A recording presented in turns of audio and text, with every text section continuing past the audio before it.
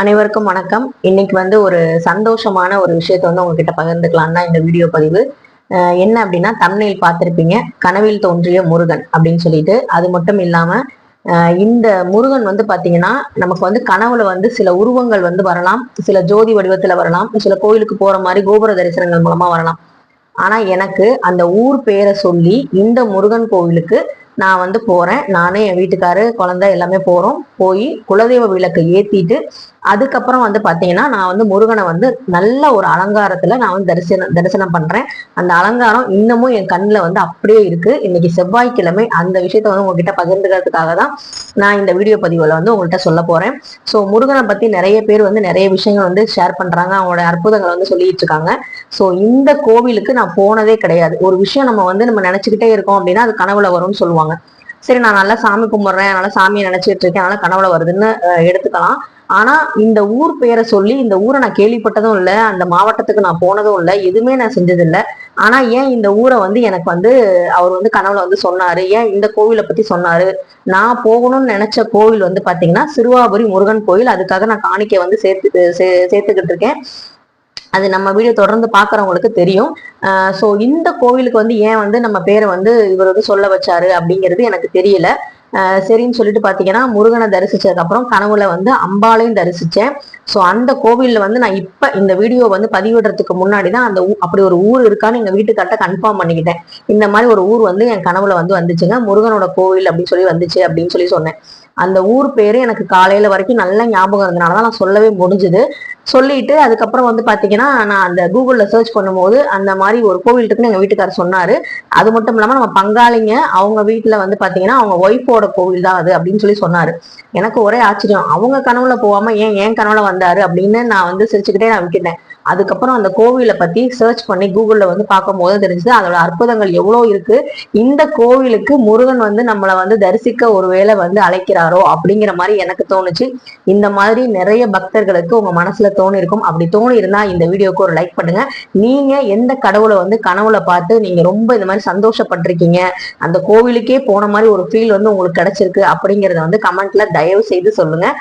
So பாத்தீங்கன்னா, இந்த மாதிரி நம்ம சந்தோஷமான விஷயங்கள் நிறைய நடந்துட்டு இருக்கும். மனசுல நம்ம சோகமா இருக்கும் போதோ, நம்ம ரொம்ப டவுன் ஆகும் போதோ, நமக்கு நிறைய குழப்பங்கள் இருக்கும் போதோ, உனக்கு நான் இருக்கேன், நீ கவலைப்படாத அப்படிங்கிற மாதிரி சில விஷயங்கள் எனக்கு சில சமயங்கள் மூலமா கடவுள் சொல்லுவாரு, நான் இருக்கும்போது நீ ஏன் கண் கலங்குற அப்படிங்கிற மாதிரி.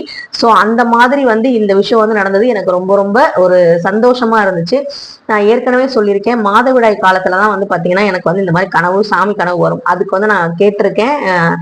என்னுடைய குருநாதர்கிட்ட நான் கேட்கும் போது அவங்க என்ன சொன்னாங்கன்னா, நீ அந்த சமயத்துல கடவுளை போய் வழிபாடு செய்ய முடியாது, கடவுளுக்கு உன்னை ரொம்ப பிடிச்சனால உன்னை தேடி வராங்க கனவுல அப்படின்னு சொல்லியிருந்தாரு. அதுவே எனக்கு ரொம்ப ரொம்ப சந்தோஷமா இருக்கும். இது நிறைய தான் நான் பதிவுல சொல்லியிருக்கேன். சோ அது மட்டும் இல்லாம இந்த கனவை பத்தி சொல்றதுக்கு முன்னாடி, கடவுளை சில கஷ்டங்களுக்காக நம்ம செலக்ட் பண்ணுவோம். இந்த கடவுளை கும்பிட்டா நம்ம கஷ்டம் தீரும் அப்படின்னு நம்ம செலக்ட் பண்ணுவோம். சில நேரங்கள்ல கடவுள் நம்மளை செலக்ட் பண்ணுவாரு. நீ என்னை கும்பிடு, நான் உனக்கு நல்லது பண்ணதான் காத்துக்கிட்டு இருக்கேன், நீ ஏன் அங்கேயும் இங்கேயும் ஓடிக்கிட்டு இருக்க, என்கிட்ட வா அப்படின்னு சொல்லி அவர் சொல்ற மாதிரி இருக்கும். அப்படிப்பட்ட ஒரு கடவுள் தான் பாத்தீங்கன்னா எனக்கு முருகப்பெருமான். ஏன்னா நான் முருகப்பெருமான வழிபாடு செஞ்சதே கிடையாது அவ்வளவா. இப்ப செவ்வாய் நான் முருகனுக்கு அபிஷேகம், அலங்காரம் இதெல்லாம் பண்றேன்னா ஆரம்பத்துல மாதிரி பண்ணதே கிடையாது. என்னோட குழந்தை பிறக்கிறதுக்கு முன்னாடி ஒரு அம்மா கோவில்ல, மகாசக்தி மாரியம்மன் கோவில்ல, நீ கந்த சஷ்டி விரதம் இருமா, உனக்கு கண்டிப்பா குழந்தை பிறக்கணும்னு கோவில் வாசல்ல சொன்னாங்க. அந்த நேரத்துல என் மனநிலைமை எப்படி இருந்துச்சுன்னா, ஒரு டம்ளர் விஷத்தை யாராவது என்கிட்ட கொடுத்தா கூட, நீ குடிச்சிட்டீங்கன்னா உனக்கு குழந்தை வந்துடும் சொன்னா எப்படி ஒரு மனநிலைமை இருக்குமோ அந்த நிலைமையில நான் இருந்தேன். ஏன்னா எனக்கு 1.5 வருஷம் கழிச்சுதான் கருவம் தரிச்சது. அந்த 1.5 வருஷம் நான் ரொம்ப டிப்ரெஷன் ஆயிட்டேன். எனக்கு அவ்வளோ காலம் அப்படி ரொம்ப தூரம் கிடையாது, 1.5 வருஷங்கிறது கம்மி தான். ஆனா எனக்கு பாத்தீங்கன்னா எல்லாரும் சுத்தி இருக்கவங்க கேட்கும் போது அந்த நினைப்பு வரும் பாத்தீங்களா. சோ அந்த மாதிரி எனக்கு டிப்ரெஷன் ஆயிடுச்சு. நிறைய பிரச்சனைகள் எனக்கு மனசளவுல. நம்ம தனியா வேற இருக்கோம், நானும் எங்க வீட்டுக்காரர் மட்டும் தனியா தான் இருக்கோம் அப்படிங்கிற அந்த மாதிரி சுச்சுவேஷன்ல இருந்தப்ப எங்க வீட்டுக்காரர் நினைச்சிருந்தா எனக்கு இன்னமும் பாத்தீங்கன்னா பக்கபலமா இருந்தனாலதான் நான் இவ்வளவு தூரம் ஸ்ட்ராங்கா இருக்க முடியுது. அந்த நேரத்துல ரொம்ப ரொம்ப அட்ஜஸ்ட் பண்ணி போனாங்க. சோ அந்த மாதிரிலாம் எனக்கு முருகன் அப்பதான் பாத்தீங்கன்னா கந்த சஷ்டி விரதம் அப்படிங்கிறது என் குழந்தை பிறக்கிறதுக்கு முன்னாடியே என்னை அவரா என்னை வணங்க வச்சாரு. சோ அப்படிப்பட்ட ஒரு கோயில் பாத்தீங்கன்னா இந்த சென்னிமலை முருகன் கோயில். சென்னிமலை முருகன் கோயில் எங்க இருக்குன்னு நிறைய பேருக்கு தெரிஞ்சிருக்கும். ஆனா எனக்கு இன்னைக்கு தாங்க தெரியும், ஈரோடு மாவட்டத்துல இருக்கு அப்படின்னு சொல்லி சொன்னாங்க. நான் கூகுள்ல தான் பார்த்தேன். இப்பதான் அந்த கோவிலோட வரலாறு எப்படி இருக்கு அப்படிங்கிறத பார்க்கும்போது ரொம்ப ரொம்ப ஆச்சரியமா இருந்துச்சு. அந்த திருமஞ்சன நீரை அந்த காளமாடு தான் வந்து பாத்தீங்கன்னா தண்ணீர் வந்து இன்னமும் அபிஷேகத்துக்கு வந்து பாத்தீங்கன்னா அந்த முருகனுக்கு வந்து எடுத்துட்டு போறாங்க. படிக்கட்டுல இறங்கி அந்த தீர்த்தத்தை எடுத்துட்டு போய் அபிஷேகம் பண்றாங்க. இந்த கோவிலோட இன்னொரு சிறப்பு என்னன்னா, கந்த சஷ்டி கவசம் வந்து அரங்கேற்றம் பண்ண இடம் இங்கதான். வள்ளி தெய்வானை வந்து பாத்தீங்கன்னா தவம் இருந்து முதல்ல வந்து பாத்தீங்கன்னா மணந்த இடமும் இதான் சொல்றாங்க. அறுபடை வீடுகளுக்கு முன்னாடியே ஒரு பழங்கால ஒரு கோவில், முருகனே வந்து முருகனுக்கு வந்து ஒரு அபிஷேகம் பண்ணி வழிபட்ட இடம் அப்படிங்கிறது வந்து பாத்தீங்கன்னா இந்த சென்னிமலை முருகன் கோவில் அப்படின்னு சொல்றாங்க. ரொம்ப ரொம்ப யூடியூப்ல பார்க்கும் போதும் சரி, அந்த கூகுள்ல பார்க்கும் போதும் அவ்வளோ வந்து ஒரு ஆனந்தமா இருக்கு. என்ன சொல்றது, ஒரு கண்ணை வந்து கலங்குது எனக்கு. இதுக்கு வந்து இந்த கோவிலுக்கு வந்து என்னை வர வைக்கிறாரு அப்படின்னு எனக்கு தெரியல. கண்டிப்பா போகணுங்க. ஏன்னா அந்த கனவுல வந்து எப்படி வந்துச்சுன்னா, நான் வந்து குலதெய்வ விளக்க வந்து ஃபர்ஸ்ட் எங்க வீட்டுல குலதெய்வ பானை இருக்கும், அது உங்களுக்கே தெரியும், நிறைய தடவை காட்டியிருப்பேன். எப்ப பூஜை வீடியோ போட்டாலுமே குலதெய்வ பானையை வந்து நான் ஏத்திட்டு தான் அதுக்கப்புறம் தான் வந்து பாத்தீங்கன்னா மத்த விளக்க வந்து ஏத்துவேன். குலதெய்வ விளக்கை வந்து அங்க போய் ஏத்துறேன். அந்த பானை வடிவில் இருக்கு, எங்க வீட்டுல இருக்க விளக்கு மாதிரியே அங்க இருக்கு. அந்த விளக்கோட ஒளி வந்து எனக்கு நல்லாவே தெரியுது. அதை ஏத்துறதுக்கு அப்புறம் இந்த பக்கத்து வர சென்னிமலை முருகன் கோவில் அப்படிங்கிறது என் காதுல வந்து நல்லா வந்து கேக்குது. ஏன்னா இந்த கோவிலுக்கு நான் முன்ன பின்ன போயிருந்தா கூட பரவாயில்ல, ஆனா நான் போனதே இல்லை. எப்படி வந்து எனக்கு வந்து இந்த கோவில் வந்து ஏன் காதுல விழுகுது அப்படின்னு எனக்கு தெரியல.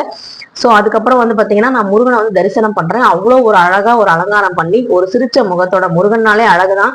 சோ அதை வந்து நல்லா தரிசனம் பண்ணிட்டு நான் வந்து அவர்கிட்ட வந்து வேண்டிக்கிட்டு வரேன். வரும்போது வந்து பாத்தீங்கன்னா வீட்டுக்கு வரும்போது ஒரு சின்ன அம்பாள் கோவில் இருக்கு, அந்த அம்பாள்கிட்ட போய் நான் வந்து பாத்தீங்கன்னா வேண்டிட்டு குங்குமம் எடுத்து வச்சுட்டு வரேன். சோ இதான் வந்து நடந்துச்சு. இதை விட என்ன ஒரு அதிசயம் இன்னொன்னு அப்படின்னா, இதை வந்து எங்க வீட்டுக்கார்ட்ட எப்பவுமே இந்த மாதிரி சாமி கனவு வந்தா ஒண்ணு எங்க அம்மாட்டையும் எங்க வீட்டுக்கார்ட்ட இருந்தா மட்டும் தான் சொல்லுவேன், வேற யாரும் நான் ஷேர் பண்ணவே மாட்டேன். இன்னொன்னு உங்ககிட்ட ஷேர் பண்ணுவேன் எப்பயாச்சும். அதுவும் வந்து பாத்தீங்கன்னா நான் டெய்லியும் இதே நான் சொல்லிக்கிட்டு இருக்கேன். நிறைய கனவுகள் வரும். இதெல்லாம் நான் சொல்லிக்கிட்டு இருக்கேன்னா வந்து பாத்தீங்கன்னா இப்ப சொல்றாங்க இல்லையா உருட்டுறங்க அப்படி இப்படின்னு சொல்லுவாங்க இல்லையா, அந்த மாதிரி சொல்லி கிண்டல் பண்ணிடுவாங்களோங்கிற பயத்திலேயே நிறைய பேர் நான் ஷேர் பண்ணவே மாட்டேன் இந்த விஷயத்த. ஸோ வந்து பாத்தீங்கன்னா நான் வந்து என்னுடைய கணவர்கிட்ட தான் நான் ஃபர்ஸ்ட் சொன்னேன். சொன்னதுக்கு அப்புறம் அவர் வந்து சரி ஓகே, நீ மாதவிட நேரத்துல இருக்கனால உனக்கு வந்திருக்காங்கன்னு சொல்லிட்டு நம்ம கண்டிப்பா அந்த கோவிலுக்கு போகலாம், அந்த மாதிரி ஒரு கோவில் இருக்கு, ஆனா சென்னிமலைங்கிறது இருக்கு அப்படின்னு சொல்லி சொன்னாங்க. அப்ப எனக்கு ஒரே ஆச்சரியம், இந்த மாதிரி ஒரு கோவில் இருக்குங்கிறதே நம்ம கன்ஃபார்ம் ஆயிடுச்சு அப்படிங்கிற மாதிரி எனக்கு சந்தோஷம். சத்தியமா இதுக்கு முன்னாடி நான் கேள்விப்பட்டதே இல்லை.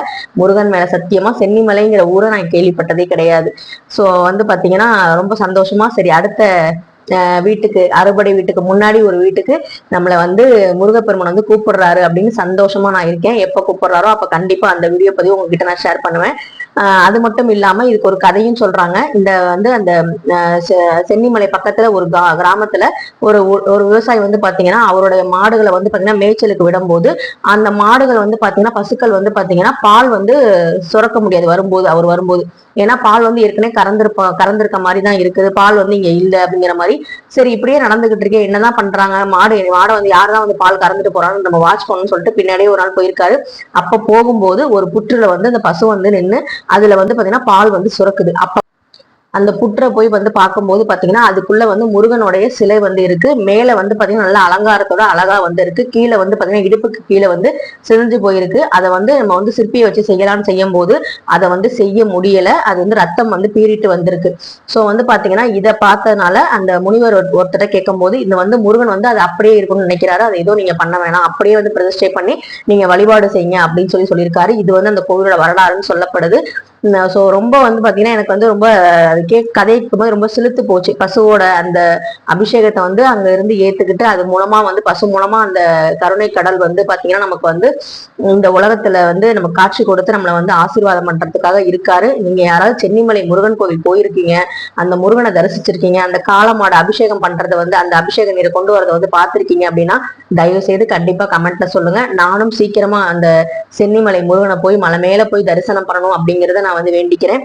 கந்த சஷ்டி கவசத்தை அரங்கேற்றின அந்த இடத்துல திரும்பவும் அந்த கந்த சஷ்டி கவச பாடலை நானும் அங்க உட்காந்து கொஞ்ச நேரம் பாடிட்டு வரணும் அப்படின்னு ஆசைப்படுறேன். இந்த வீடியோ வந்து பாத்தீங்கன்னா எனக்கு ரொம்ப ரொம்ப சந்தோஷமா இன்னைக்கு செவ்வாய்க்கிழமை உங்ககிட்ட பதிவு பண்றதுல எனக்கு ரொம்ப ரொம்ப சந்தோஷமா இருந்துச்சு. இன்னொரு விஷயம், ஒரு அதிசயம் நடந்துச்சு சொன்னேன் பாத்தீங்களா. காலையில வந்து எங்க வீட்டுக்கார்ட்ட சொல்லும் போது எங்க வீட்டுக்கார் வந்து சொன்னாரு, என் கனவுல நைட்டு நம்ம பழைய காலத்து ஒரு சிவபெருமான் கோவிலுக்கு வந்து போறோம், அங்க வந்து பாத்தீங்கன்னா என்னப்ப நல்லவா அந்த பாட்டை வந்து நான் வந்து ஃபுல்லா பாடுற மாதிரி எனக்கு வந்து கனவு வந்து வந்துச்சு அப்படின்னு சொல்லும்போது எனக்கு ஒரே ஆச்சரியம். ஏன்னா எனக்கு வந்து அடிக்கடி இந்த மாதிரி கனவு வரும். எங்க வீட்டுக்காருக்கு வந்து இந்த மாதிரி வந்தது இல்லை, அவ்வளோ ரொம்ப வராது, ரேரா தான் வரும். ஸோ அவர் சொல்லும் போது அம்மையும் அப்பா அம்மா வந்து என் கனவுல வந்தாங்க, அதே மாதிரி முருகப்பெருமானும் வந்தாங்க, அதே மாதிரி குலதெய்வமும் அந்த பானையும் வந்து என் கனவுல வந்துச்சு. ஸோ வந்து பாத்தீங்கன்னா எங்க வீட்டுக்காருக்கு சிவபெருமான் வந்து கனவுல வந்தாரு. இதுல விநாயகர் பெருமான் மட்டும்தான் வரலன்னு நினைக்கிறேன். எப்படி இருந்தாலும் விநாயகர் பெருமானை கும்பிட்டு தான் குலதெய்வத்தையே கும்பிட போது விநாயகர் பெருமானை கண்டிப்பா கும்பிட்டு தான் நான் உள்ள போயிருப்பேன். ஸோ சிவ குடும்பமே வந்து பாத்தீங்கன்னா நேற்று வந்து எங்க கனவுல வந்தது எனக்கு ரொம்ப ரொம்ப சந்தோஷமா இருந்துச்சு. இந்த மாதிரி ஒரு சந்தோஷமான விஷயம் உங்க லைஃப்ல கண்டிப்பா நடந்திருக்கும். ஆன்மீகத்தில் நம்பிக்கை இருக்க நண்பர்கள் கண்டிப்பா வந்து இந்த வீடியோ பதிவு கீழே கமெண்ட்ல உங்களுடைய கருத்துக்களையும் வந்து பதிவு பண்ணுங்க. இது வந்து பொய் சொல்லணும் அந்த மாதிரி வந்து வீடியோவுக்காக ஏதாவது பேசணும் அப்படிங்கிறதுக்காக மட்டும் இல்லை, என்னுடைய சந்தோஷத்தை வந்து நான் பகிர்ந்துக்கிறேன். என் முகத்திலே தெரியும் அந்த சந்தோஷம் எவ்வளோன்னு. நான் ஏற்கனவே சொன்ன மாதிரி சில கஷ்டங்களுக்கு கடவுள் நம்ம தேர்ந்தெடுப்போம், சில நேரங்கள்ல கடவுள் நம்மளை தேர்ந்தெடுப்பாங்க. இந்த சென்னிமலை முருகன் எதுக்காக என்னை தேர்ந்தெடுத்திருக்காருன்னு எனக்கு தெரியல. நான் வந்து அந்த கோவிலுக்கு போகணும், கண்டிப்பா வந்து அந்த முருகனை தரிசிக்கணும் அப்படின்னு நினைச்சு நான் வேண்டிக்கிறேன். இன்னைக்கு செவ்வாய்க்கிழமைங்கனால இந்த பதிவை வந்து உங்ககிட்ட பகிர்ந்துக்கிட்டேன். இந்த வீடியோ பதிவு உங்களுக்கு பிடிச்சிருந்தா கண்டிப்பா like, share, comment and subscribe பண்ணுங்க. நன்றி, வணக்கம்.